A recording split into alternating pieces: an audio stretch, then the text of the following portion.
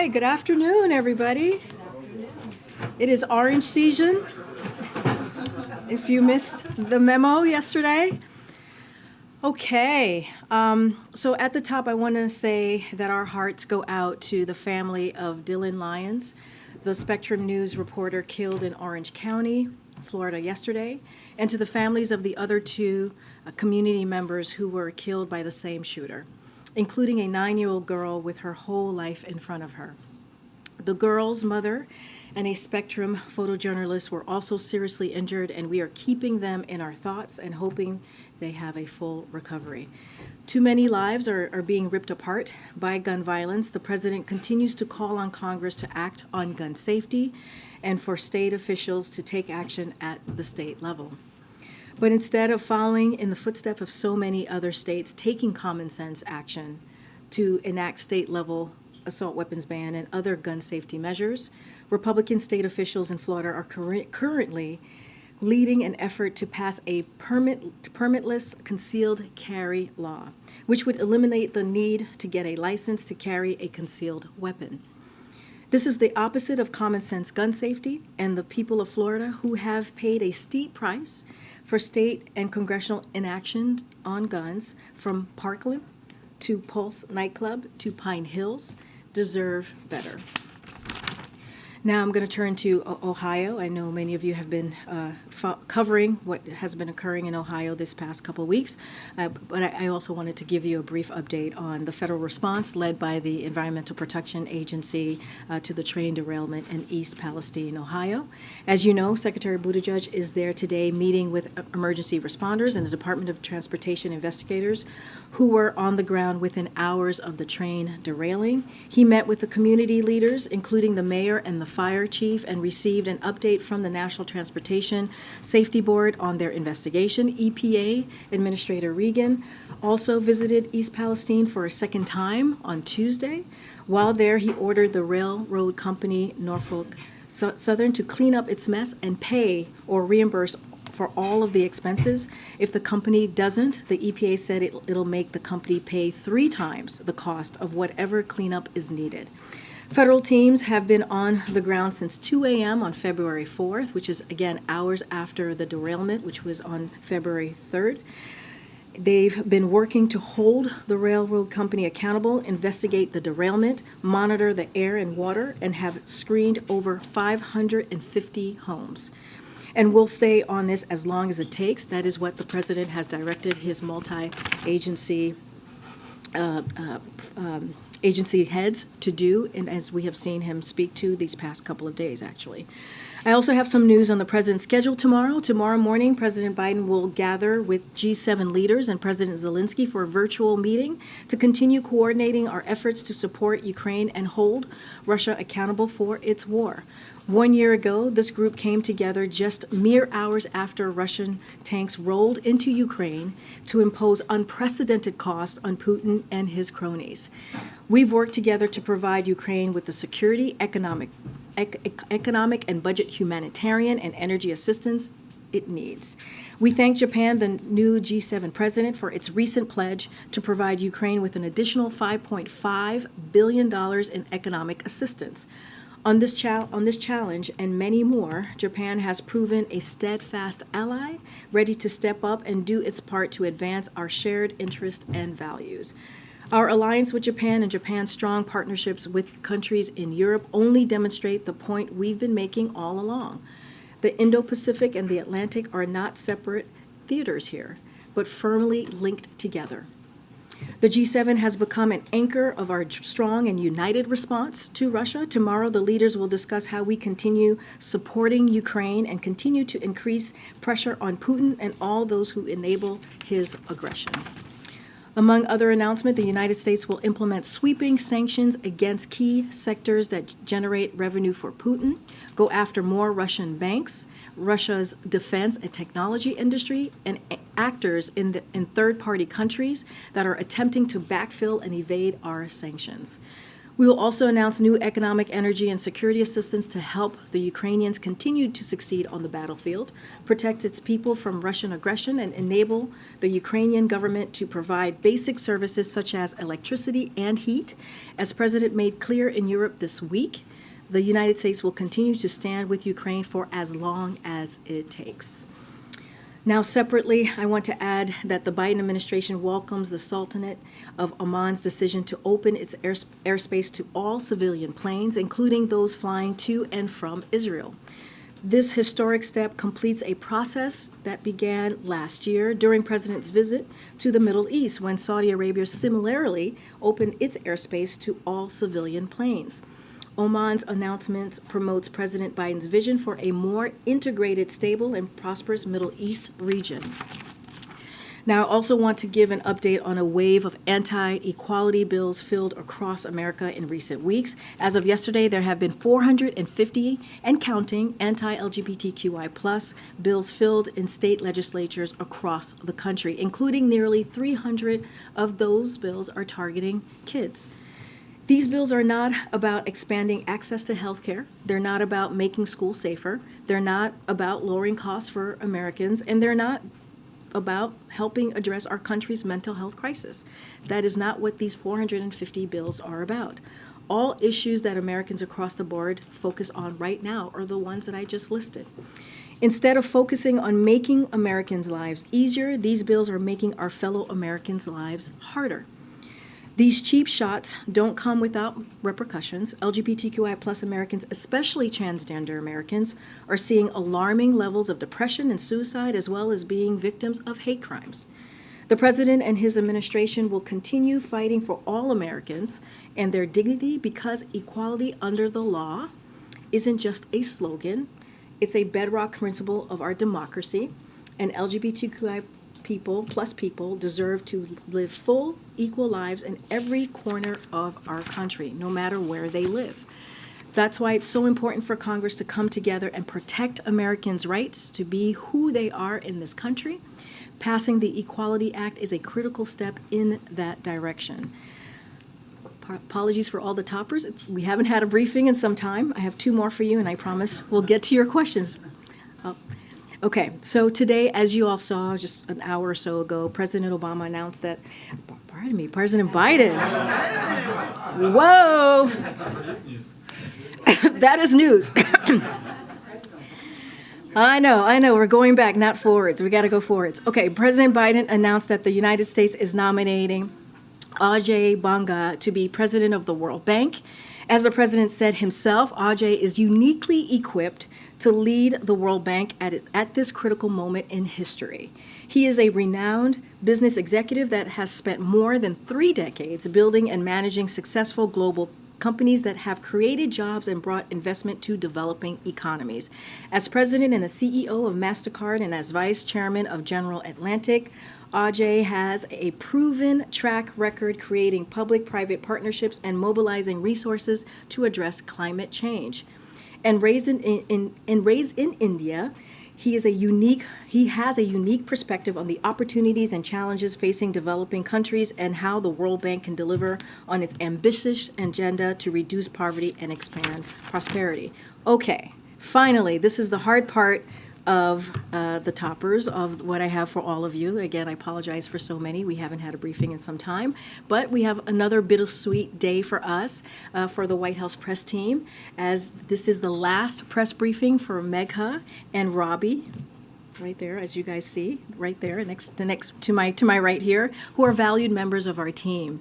Megha has been with our team since February of last year, and I don't think she's stopped smiling since. I've never seen someone so happy and so just really wonderful, and she always has a smile on her face. Megha has yelled "Thank you, press" in every room of the White House, and on 3 different continents. She's done it all with grace, a great sense of humor, and grade A outfits. Hence, that's why, we're matching today, so there you go. I feel good about that.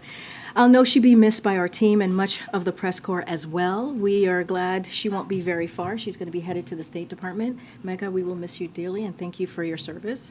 And Robbie Dornbush needs no introduction. As Chief of Staff for the press office, Robbie quite literally keeps the trains running. He's the bridge between myself and many of you in the room. And also, no matter how early call time is, I can guarantee you Robbie is in the building before you. Robbie is here very early in the morning trying to keep up with me. And he's here working hard at his desk after a lid is called as well. I knew Robbie before this administration began. I think Robbie started working for me when you were like 19, Robbie, on and off. So we have become friends, and he has been a great colleague over the last several months. And Robbie, you will be missed, but you have been in my world for so long, and hopefully I get an invite to your wedding. I haven't seen the save the date yet, so we'll talk about that later, but we will truly miss you, Robbie. Thank you for everything that you've done. Okay, with that, the briefing is over. I'm just kidding. Okay, go ahead, Z. Thanks, Karine. Starting with East Palestine, is the president satisfied with the pace of the federal response there on the ground, and why has he so far decided not to visit? So a couple of things there, and I said this at the top. The president, first of all, when the derailment happened on February 3rd, as I said at the top, the Environmental Protection Agency was on the ground within hours, and that is, I think I've mentioned 2 a.m. the next morning on February 4th, really taking charge and dealing with what was occurring in East Palestine. And look, very early on as well, the president reached out to both governors of Pennsylvania and Ohio, that is Governor DeWayne of Ohio and Governor Shapiro as well. And he offered the federal assistance and also directed his team to stay on top of this as long as it took.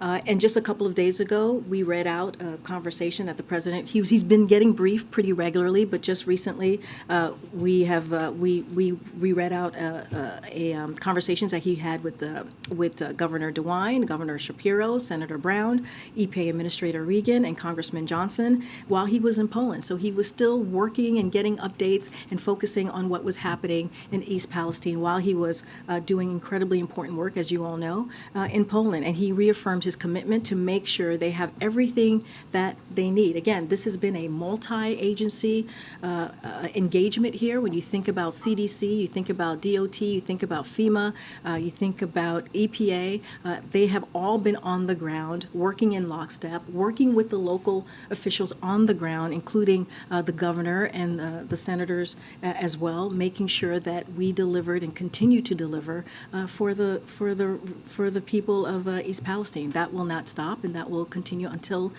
we are needed on the ground. My question, though, was whether the president was satisfied with that response. Is he? Yes, he is. Look, we believe that when you think about how this response occurred, right, how it's been going from literally since 2 a.m. February 4th, you've seen the EPA on the ground. You saw Administrator Regan doing a great job on the ground, making sure that he was with the community, taking questions, working with the governor. You've heard from the governor directly, Governor DeWine, actually speak to the federal response that he truly appreciated the work that we have done for the community. So yes, the president is certainly again staying updated on what is occurring on the ground, but also appreciative of the work that his multi-agencies have been doing over the past several weeks. It's on a different topic.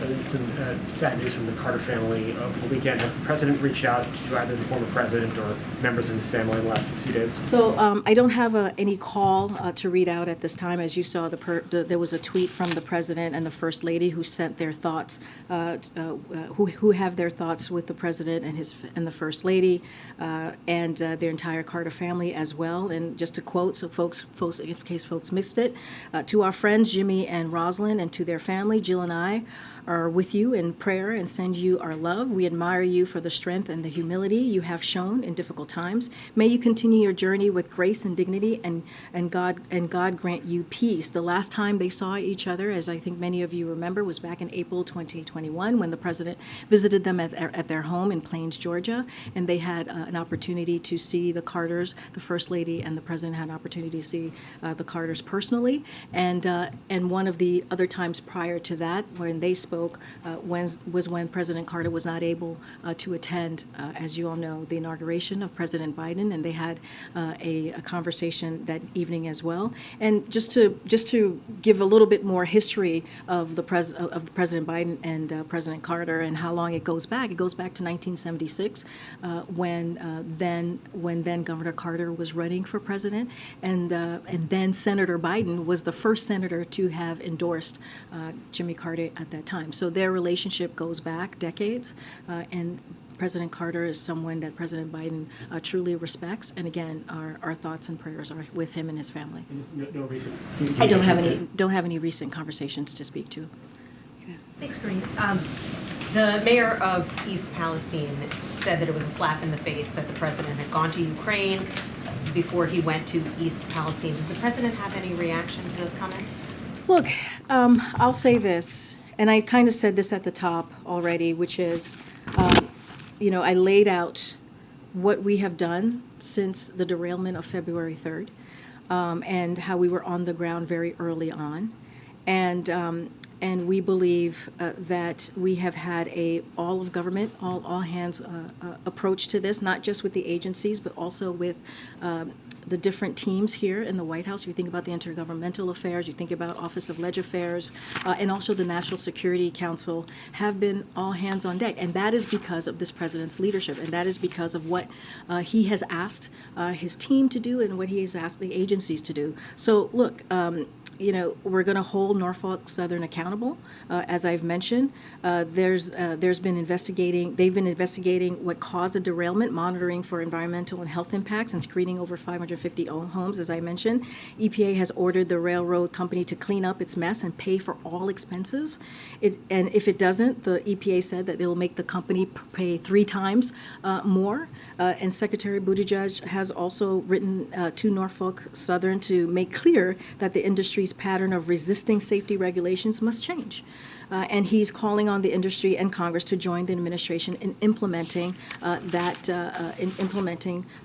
approach. So look, and as you all know, as I mentioned, Secretary Buttigieg is on the ground right now. He's getting an update, and we've had, again, multiple agencies on the ground. The president has stayed updated on this for the past several weeks. While he was in Poland, he spoke to the important folks on the ground, the leadership on the ground, including his leadership in those respective agencies, on what was going on and getting updates. And he will continue to do that and do everything that we can. Has the president spoken to the mayor of East Palestine? Does he have any plans? I don't have a call to read out or a planned conversation. I can tell you, as I've mentioned before, the president has spoken to Governor DeWine of Ohio and Governor Shapiro of Pennsylvania, and has had regular contact. Our teams have had regular contact, and you've heard directly from Governor DeWine about our federal response and how we've been working in lockstep with the local government on the ground. Question on China. When should we expect to see some evidence supporting the administration's assertion that China is considering providing lethal aid to the Russians? We had been led to believe it would come very soon. So look, we haven't seen China do that yet, and we certainly don't have any information for you on this at this time. But as we have said, we have seen China provide this kind of support. Like, we haven't seen China provide this kind of support yet, but they haven't said it's off the table. But again, we haven't seen it happen at this time. We haven't seen them provide the support. But again, we're going to continue monitoring this and speak out when needed. And what would the consequences be for China if they were to provide that So aid? far it hasn't happened, as I just mentioned, so I'm not going to talk about something that hasn't yet happened or occurred. But again, we will continue to keep an eye on this. You mentioned a new military assistance package will be announced to Ukraine. how much is providing fighter jets part of that discussion, as President Zelensky has repeatedly requested? So again, I'm not going to get ahead of any announcement for tomorrow. We have been truly working in lockstep with Ukraine, with the Ukrainian government, to make sure that they have what they need to continue to fight for their freedom, to fight for their sovereignty. And I think if you watched, and I know many of you did, if you watched the president in Ukraine earlier this week, you heard him deliver a really critical, important speech in Warsaw. You heard him before his meeting with the B9, and he's been really consistent and clear. We are going to be with the Ukrainian people for as long as it takes. We are going to continue to show our unwavering support, and we are going to continue to provide assistance so that they can continue their success on the battlefield. That is what we want to see. We're talking about fighting for democracy. We're talking about fighting for freedom, and that is something that we believe that's what the United States is all about. What kind of message does the White House expect Zelensky to send during that meeting tomorrow? Look, I'm going to certainly not going to get ahead of President Zelensky. I think you heard him very clearly when President Zelensky was meeting with the president in Kiev. I mean, the trip that President Biden to Kiev, as many of you reported on, was historic. It was brave. Many of you talked about how we heard the sirens wailing in the background as the president was on the ground. Remember, there is no military on the ground in Ukraine, U.S. military on the ground in Ukraine. And the president took this trip to send a very clear message, not just to the people of Ukraine, not just to Russia, but the world. How, again, we have an unwavering support for the people of Ukraine. They have shown such bravery. Let's not forget, a year ago, we were talking about how people were reporting how Kyiv was going to fall within hours or within days of Russia's invasion. And now, what did the president say? He was in Kyiv and he said, Kyiv stands strong. And so I think you're going to hear a lot of that tomorrow. I'm certainly not going to get ahead of any announcements. And just to quickly follow up on China, the president said last week that he does expect to speak with President Xi. What's it going to take at this point for that conversation? I don't have, that is up to the president. I don't have any call to speak to at this time. Is the president going to go to Ohio, Karine? I don't have at this time, I don't have anything to read out or announce on a travel to Ohio. But once again, we've had EPA on the ground, we've had DOT, Secretary Buttigieg is there today, we've had FEMA, we've had HHS, CDC. I mean, we have had a multi-agency approach to this. That's how important it is to this president to make sure that East Palestine residents get what they need to deal with the situation that's currently happening. Thank you. And secondly, China says it wants a role in ending the conflict in Ukraine. Is this something that would be welcome? So look, as you've heard from the president many times, we certainly want to see an end to this war. That is something that we would like to see, and it could happen if Mr. Putin decided to leave Ukraine and stop the war that he started, stop the brutal war that he has started against the Ukrainian people. But right now, we don't see any reason or any evidence that Russia is willing to negotiate here. And when it comes to that, any negotiation, we've said this numerous of times, nothing about Ukraine without Ukraine. So what we're going to continue to do is make sure that the Ukrainians have what they need to be able to continue their success on the battlefield. And if there is a time where President Zelensky is ready to have that conversation, he will have strength at the negotiation table. Skeptical about this so-called China peace initiative. Look, I'm not going to speak to that. That is for China to speak to. What we're saying is we would love to see an end to this war. Of course, this almost 1-year war that Russia has caused. An aggression, a brutal aggression that Russia has put on the Ukrainian people. Let's not forget, this is their sovereignty. This is about their democracy, their freedom. Okay. Thanks, Karine. On the Russia sanctions, can you say how many entities are going to be sanctioned, names of banks, companies that will fall under U.S. sanctions? Not going to get ahead of the president tomorrow. On the search for Fed vice chair, can you talk about the decision-making process there with regard to how the president is considering diversity? There's been some pressure from senators to name a Latino candidate, for example. How important is it to the president to name a woman or a person of color to that job? So I'll just first say that clearly filling that vacancy is something that's important to the president, and will certainly nominate someone in the near future.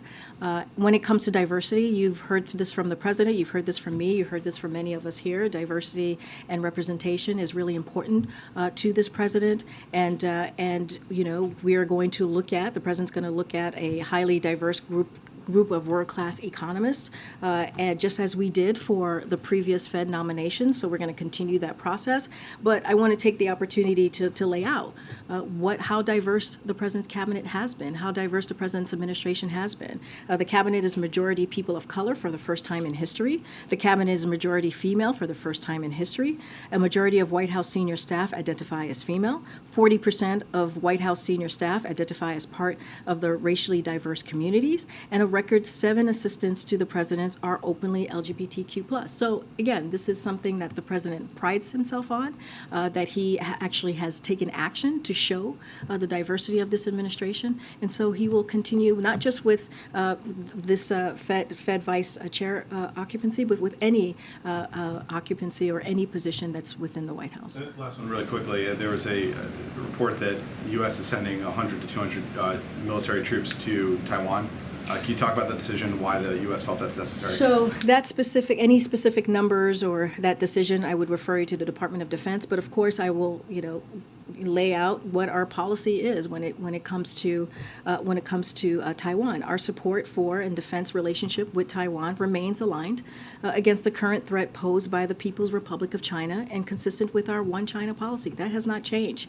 Our commitment to Taiwan contributes to the maintenance of peace and stability across Taiwan Strait and within the region. But again, for that specific question on numbers and what's occurring there, I would refer you to the Department of Defense. Okay. Thanks, Karine. I wanted to ask about the White House thoughts on congressional Republicans stepping up oversight efforts of U.S. aid to Ukraine. House oversight yesterday called for extra documentation of the aid, House Appropriations and House Armed Services. They plan oversight hearings next week. I mean, what does the White House think of all this Republican scrutiny? So look, I mean, I've said this before, and I'll say this again. When it comes to these oversight hearings, we've been very clear. The president has been very clear. He's going to focus on what the American people want us to focus on, which is continuing to work to lower inflation, continuing to make sure that we have an economy that works for all, and continue to make sure that we're fighting for just individual freedoms. And that is something that we saw after the midterms. That was very clear what the voters wanted to see. They wanted to see us move forward in a bipartisan way to deliver on those things that I just listed out. Look, when it comes to Ukraine aid, I think what is probably the thing that I would say here is that we have seen bipartisan support when it comes to Ukraine aid. When you look at the support in Congress, and like the president said, some House Republicans were in Ukraine themselves, meeting with President Zelensky just this week to vow their support for what is for their fight, for the Ukrainians' fight for freedom and for their democracy. And so again, we're providing military, security, and economic support to the Ukrainians to fight for their freedom. We think it's an important thing to do as the United States, to make sure that democracy is being fought for, and we are standing up for that. And so I'll just leave it there. But is there no concern about the extra calls for oversight? I mean, it seems to be a response to their constituents, at least, of a softening of support for U.S. aid. There have been recent polls. Absolutely, you're right that bipartisan support is still there, but there has been, after a year, there has been a softening of support. Polls show that. Is that a concern of the president, that some Americans, at least, their support for U.S. aid, or that much U.S. aid going to Ukraine is not what it used to be? Look, I think that, and we have seen that, Americans know what is at stake here. They understand that freedom is at stake. They understand that democracy is at stake.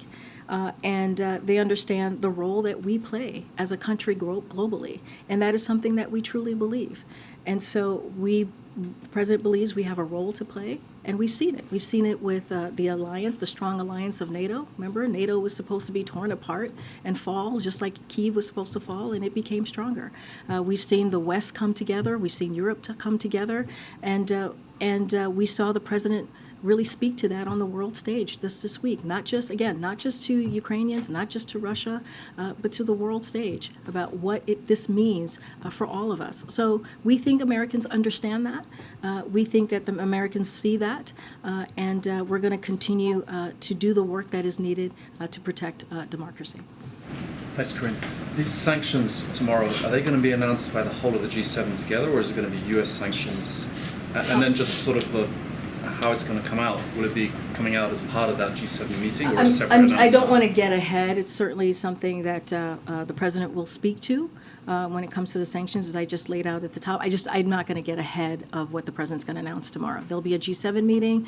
As part of that, the President's going to be making an announcement on sanctions. I'm not going to get ahead of what the President's going to say or how it's in what vehicle it's going to come out. Yeah, Peter. Can I just ask you again, following up on East Palestine, can you at least, I know you can't say that the President has plans to go there now, but is it in discussion that the President may go there in the near future? I just don't have anything to share. I know there's a lot of interest on that. I mean, I guess the question, for folks there, though, at least to say it's in discussion, has it been something that's even under consideration? I mean, I think what folks should understand and what folks should, I think, feel at ease is that the President has taken this very seriously. Hours after the derailment occurred, you saw, again, the EPA on the ground, and you're seeing a multi-agency reaction to this because the President had promised not just the people of East Palestine, but also to their governors, to their leadership, that we would be on the ground for as long as it takes to make sure that the community has what it needs. And you have seen that. You've seen the administrator on the ground with the governor on the ground. You've seen them talking to the community. Again, Secretary Pete was just there, again, meeting with the mayor, the mayor there, and continuing to do. Was Secretary Pete there at the President's direction? Look, the Secretary Pete went because he believed that it was important for him to go there at this time. And it is. It is. Time to go? He said he wanted to go at the right time. Was this the right time? Even he today had some reservations about whether he met the right balance. Look, I think it was important. I think what's important is that he was there. I think what's important is that we saw Secretary of the Department of Transportation there. I do want to say one thing though, which is there's been a lot of bad faith attacks on Secretary Buttigieg. And the reason why we believe it's bad faith is, if you remember Elaine Chao, she was the head of Department of Transportation, and when there was these types of chemical spills, nobody was calling for her to be fired, and nobody was calling for what they're calling on Secretary Pete. It is pure politics. It's pure political stunts, what they're doing. You have seen an administration that has, because of the leadership of this president, that's taken action, and multi-agency action to deal with the needs that we're seeing on the ground with the community of East Palestine. I just want to follow up on two other topics that were asked earlier. You were asked about when we could expect to see the declassified intelligence as it relates to the accusation that China is considering providing lethal aid to Russia. A year ago, almost exactly a year ago, before the invasion by Russia, the administration was very quick to turn over declassified intelligence to demonstrate that Russia was planning this. What's different now that the administration is reluctant or reticent to turn over the intelligence that says China is actively considering providing lethal aid to Russia? So I just want to clear something up. So on Ohio for a second. So Elaine Chao, who was the head of the Environmental Protection Agency, when she had to deal with DOT, pardon me, no one called her out, right? When you think about the chemical spills, it is something that the Environmental Protection Agency has to deal with, right? They are the ones who have to take leadership, and that's what you've seen. That's what you've seen from February 4th until now, which is Environmental Protection Agency taking charge. So Secretary Buttigieg being there now, the Department of Transportation is not leading this effort. It's the Environmental Protection Agency. Just wanted to be very, very clear on that.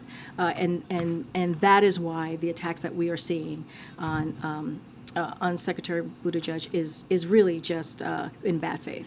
And can you say your question again? Yeah, I'll ask you again. So a year ago, before Russia invaded Ukraine, the administration was very quick to present declassified intelligence that said Russia's about to do this. Yeah. Turns out they were right.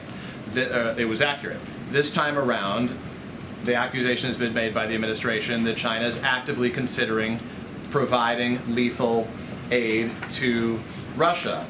But this time around, the administration is much more reluctant or reticent to provide that information. What's different now? Why not turn that over right away since the accusation has been made? So, I mean, we've been very clear that we haven't seen them do it yet, but they haven't taken it off the table.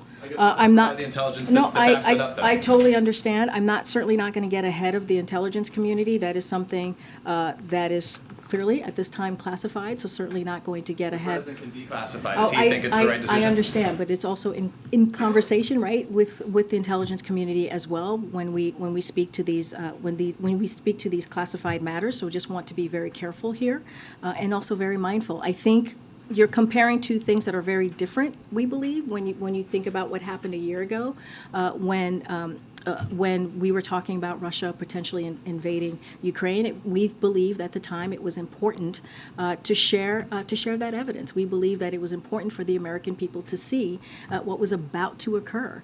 And so, two different things. We have not seen them, but important to share that evidence this no, time? but I'm just saying we haven't seen it yet. I mean, I'm actually answering your question. We haven't seen it yet.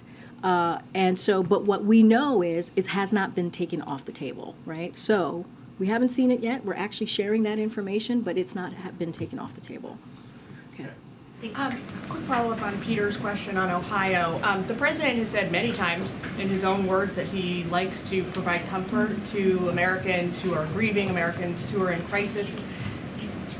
Has he expressed interest in or the intention to provide that kind of support to East Palestinians? Does he want to provide that support to Of them? course, he's the president of the United States. He's the president for red and blue states. He, of course, wants to provide that support. That's what he's been doing. That's why you've seen the Environmental Protection Agency administrator on the ground. That's why you're seeing Secretary Buttigieg on the ground, providing that support. And not just those two agencies, other agencies as well, making sure that the East Palestine community are getting what they need at this difficult time.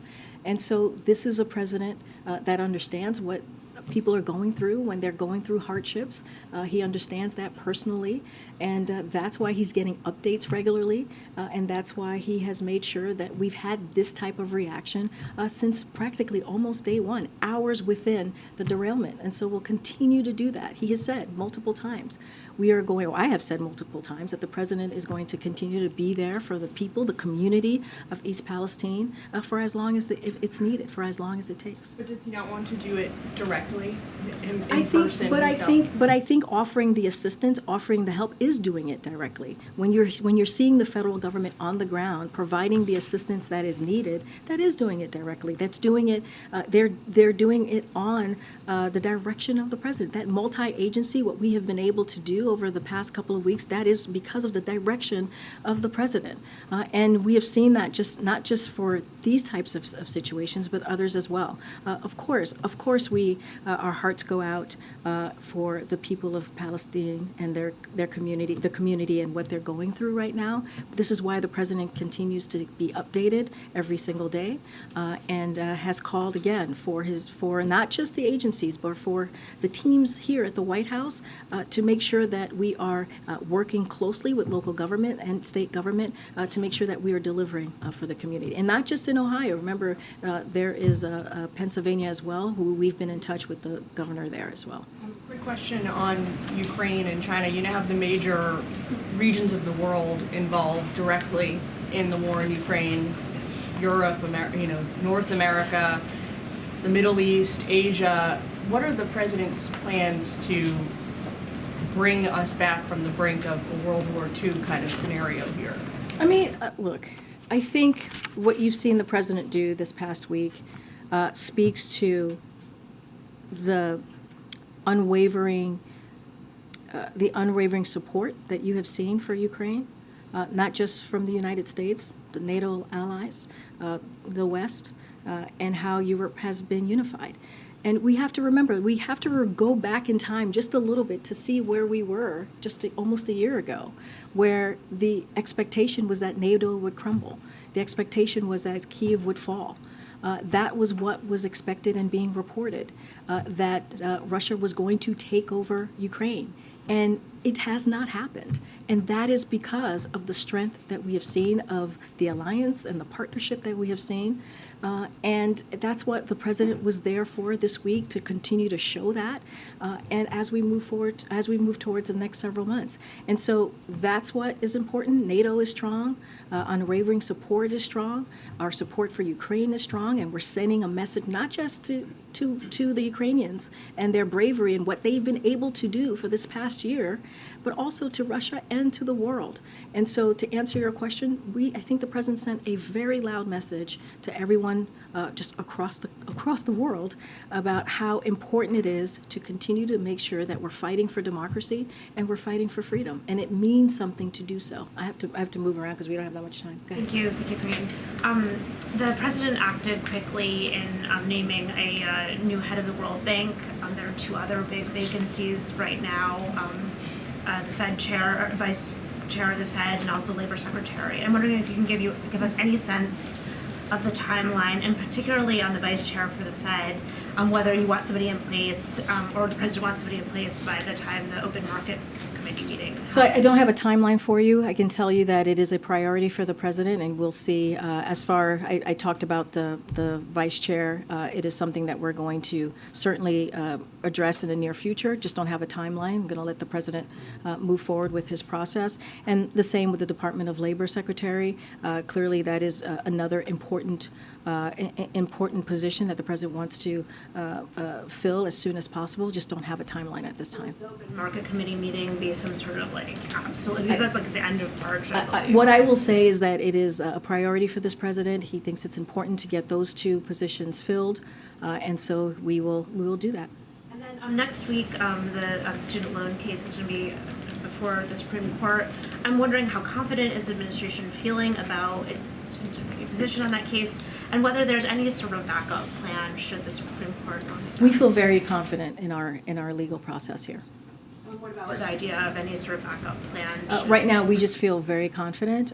Look, we have to remember what the student loan plan means and why the president put that forward. It's to help tens of millions of Americans, give them a little breathing room, give them an opportunity as we're coming out of this pandemic, this once-in-a-generation pandemic, and folks are remember, one of the reasons we put this forward was because we were going to lift the payment, the loan payment, the student loan payment, to give them a little extra breathing room to make sure that they're able to get back on their feet as they were having to. Some of them had to pay back their student loans, and so this is we see this as an important policy that is going to help millions, tens of millions of Americans across the country who need it, who need that opportunity to start a family, who need that opportunity to buy a home. And so it is unfortunate to us that Republicans are out there, Republicans officials across the country are out there trying to stop something, trying to stop a policy that would really help everyday Americans who need just a little bit of assistance. Just one really quick last one. Over the weekend, UN Ambassador Linda Thomas-Greenfield said there would be a quote unquote red line for China if lethal weapons or lethal material were provided to Russia. Is that a phrase that the White House would repeat? Is that a phrase that the White House supports using in this? So I'll say that so far it hasn't happened, as I was telling to Peter. I'm not going to talk about what we anticipate or any new indications, but we have been clear with China from the beginning on the consequences and implications of providing this kind of support to Russia. We have been very, very clear about that. I'm just not going to add to any more to that. Go ahead. Thank you, Karine. Two questions, one on Ukraine, one from a colleague who covers immigration. On Ukraine, when the president was in Poland, people were pleading with him to provide F-16s to Ukraine.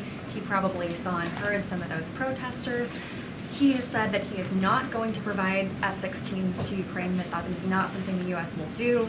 Is he still standing by that? So look, I talked about this a little bit when I was asked moments ago about any extra aid that we're providing to Ukraine. Look, we've been in lockstep with the Ukrainians and with our partners to provide Ukraine with the capabilities that it needs.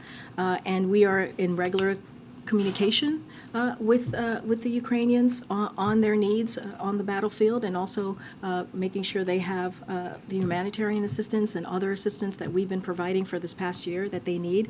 I'm just not going to get ahead of that. But look, we are committed again to supporting Ukraine for as long as it takes, and I'll just leave it there.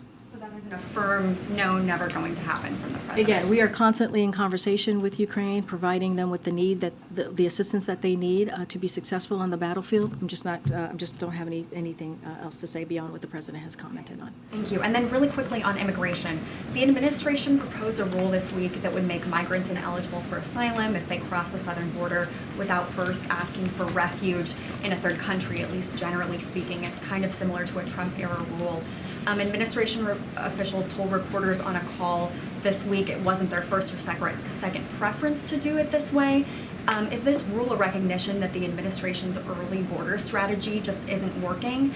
And is it realistic that President Biden's campaign promises to end all Trump-era immigration restrictions? Was that unrealistic? So you mentioned there is a huge difference here, which is what we are providing is expanded legal pathways. And that is important to make note, is that is something that the past administration didn't do, and that is something that we are doing here.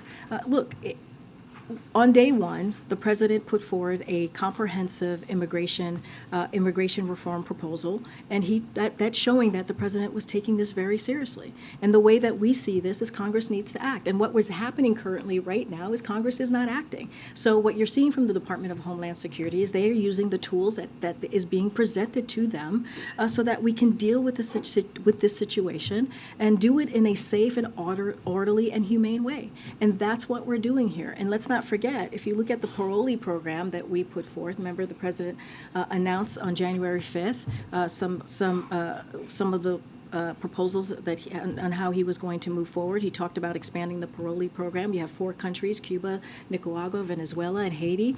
And if you look at that program, it's been very successful. It has brought down legal migration by 97%. And so we see that is working. But look, this president is going to use the tools that he has. The Department of Homeland Security, as you're seeing, is using the tools that they have in front of them to deal with this real issue. And let's not forget, when it comes to Title 42, it's going to lift on May 11th. So we believe that we had to take steps to deal with this. We can't leave it on the NGOs. We can't just leave it on the communities. We also have to take steps to deal with this issue. Okay, go ahead. Just 2 questions. First of all, the president frequently visits the sites of many natural and man-made disasters, and this situation in East Palestine has clearly required a multi-agency response from the federal and the state level. So I guess I'm just struggling to understand why the president wouldn't go to East Palestine. Does it simply not meet the bar for a presidential visit? Look, I want to be very clear here. There's no reason to struggle, I don't think, on this question. I think when you look at how the federal agencies have responded from day one and took this very seriously and reacted within hours of the derailment and was on the ground. This is the Environmental Protection Agency. As I was saying, they are the ones that deal with these types of chemical spills. They are the ones that are the leaders on this. And it didn't stop with the environmental.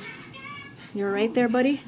It's my family, but everyone's okay. Okay. What was that? It's a little family tune. Oh, it's pretty good tune there. Oh, all right. Peter Alexander getting down with his phone. Okay. And it didn't stop. What I want to say is that it didn't stop with the Environmental Protection Agency. Again, FEMA, CDC. That's all different from a presidential visit. No, look, I want to be very clear here. I don't have anything to share on a presidential visit, not at this time, or anything to announce. But it does matter that the president put forth a multi-agency kind of reaction to this, taking it seriously. Showing up, right?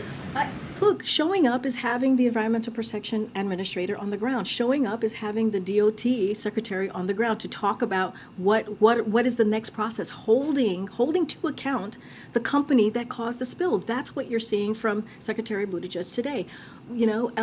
Showing action is also seeing that HHS, CDC, FEMA, all of these guys are on the ground at the direction of this president. So that is taking this very seriously. When the president was in Poland, he took calls and called and reached out and got updates from his leadership in those agencies, and he continued to make sure that he was talking to to the governors of Pennsylvania and Ohio, Governor DeWine and Shapiro. That matters. That's what leadership looks like, and leadership matters as well. And that's what you're seeing instead of political stunts that we're seeing from the other side. Look, people have been talking about regulation and deregulation. One of the things, we've been hearing from the other side, we've been hearing from the GOP about how now they're interested, all of a sudden they are interested in the safety of East Palestine, when they have for years have been in lockstep with the retail lobby, in lockstep, making sure that they think that the safety, they were stopping or repealing the common sense safety laws that would, help in this situation.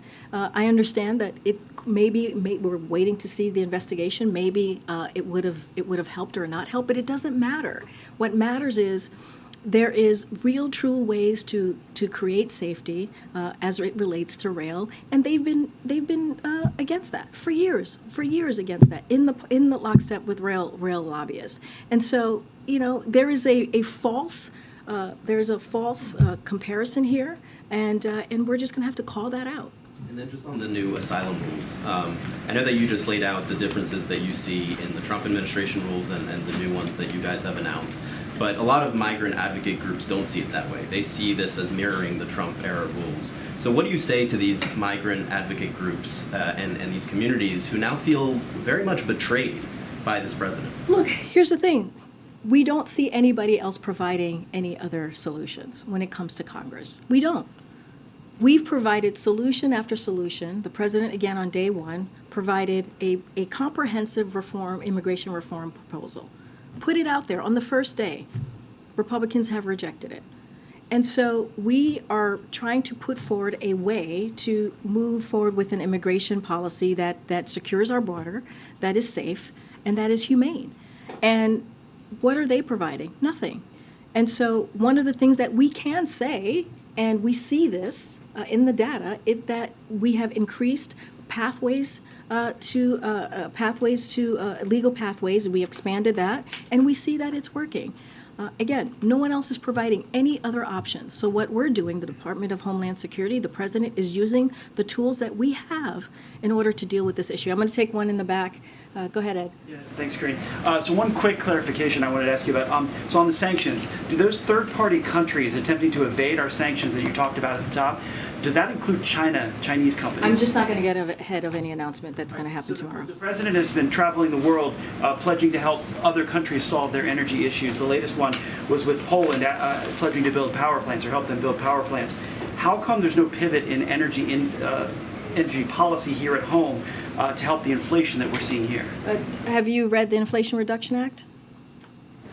Still waiting. The Inflation Reduction, the Inflation Reduction Act does just that. Inflation Reduction Act actually helps lower energy costs, and gives Americans a little breathing room, which is part of the president's economic policy. If you think about what he has said for the past 2 years, which is making sure that we have an economy that works for everyone, build it from the bottom up, middle out.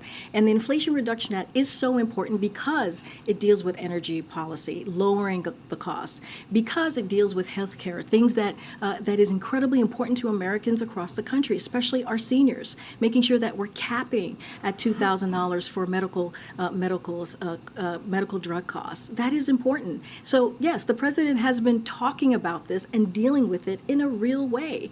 And we're seeing that his economic policy is working. The Inflation Reduction Act, not only does it lower costs when it comes to healthcare and energy, but it's also going to lower the deficit by $200 billion, something else that the president cares about when it comes to making sure sure that we are not adding to our deficit. And that shows how fiscally responsible this president is. I got to keep going. Go ahead, April. She said April. I'm sorry. Sorry, Michael. 2 questions, Karine, real fast. Going back to East Palestine. You say that the federal government is going to hold Norfolk Southern accountable. But what is the long-term commitment from the federal government as it relates to the residents there when it comes to the water, when it comes to the soil, and when it comes to the air? We're going to be there to assist the East Palestine community for as long as it takes. That's what the president said. We're going to be there to assist for as long as it takes, and that's what you will see from this president. And it's not the first time. Anytime there is some sort of devastating event, you have heard the president say that over and over, and he has actually kept to his word over the last 2 years. And so that's what you're going to see. When you look at what the chemical was, the toxin can be evidence itself years later. Will the federal government be there that long as it takes, as you say, just watching? Well, as you know, there's an investigation going on at this moment, so we're going to let that investigation continue. But, you know, we're going to assist for as long as it takes. We're going to make sure that the company cleans up, pays for the cleanup, pays for the work that the EPA is doing currently right now. That's what you heard from Administrator Regan, and we're going to, you know, we're going to be consistent and stick to that. And you heard from the NTSB today with their initial finding to tell us what happened, but we still don't know the why. And last question. There seems to be more activity from a lot of groups who are very upset with what Ron DeSantis is doing when it comes to cutting off the AP courses on African American history.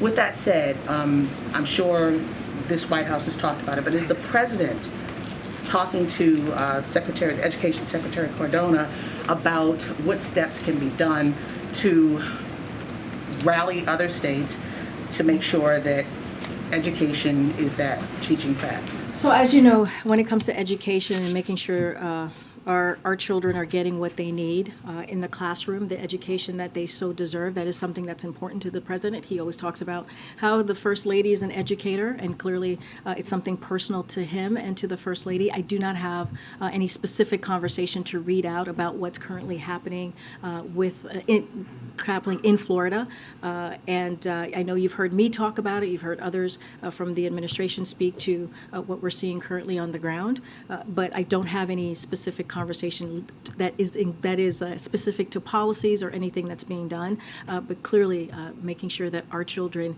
get the education that they so deserve is certainly important to this president. I'm going to take another. Okay.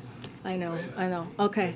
I'm going to take one. Go ahead, Alex, in the back. Oh, hey, no, right. Alex. I'm sorry. I was calling Alex. Oh, thank you. Yeah. Karine, we're seeing violence escalate in the Middle East, and I think we all know the president's stated position on Israeli security and Palestinian statehood. But what can this administration do right now to keep that from spiraling out of control? So let me just speak to the most recent violence that we have seen in Israel. I know my colleagues at the State Department spoke to this yesterday, and I just wanted to reiterate because I think it's important for us to reiterate from here at the podium. We're tracking the Israeli raid in Nablus very closely, and mourn the loss of civilian lives. We hope for the speedy recovery of those injured. While we recognize the very real security concerns facing Israel and the West Bank and Gaza, we are extremely concerned by the ongoing violence. We urge Israel and Palestinian Authority to protect against further loss of civilian life. Yesterday's events further underscore the urgent need for both sides to take steps that de-escalate tensions, prevent further loss of civilian life, and work together to improve the security situation in the West Bank. And that's what we think we need to be doing together. One thing I do want to just read out a little bit here. The National Security Council Coordinator for the Middle East and North Africa, Brett McGurk, is currently in in the Middle East, North Africa region with an interagency delegation for a series of diplomatic engagements. His trip will include stops in Egypt, Jordan, Oman, UAE, and we don't have anything further to preview on this engagement at this time. But this is something clearly that we take very seriously. You know, Secretary Blinken was in the region recently, and so again, we're going to continue to call out the concerns that we're seeing, and I'll just leave it there for now. All right, guys, thank you so much. Catholic bishop murdered in California. Karine, does the president have a response on the Catholic bishop murdered in California?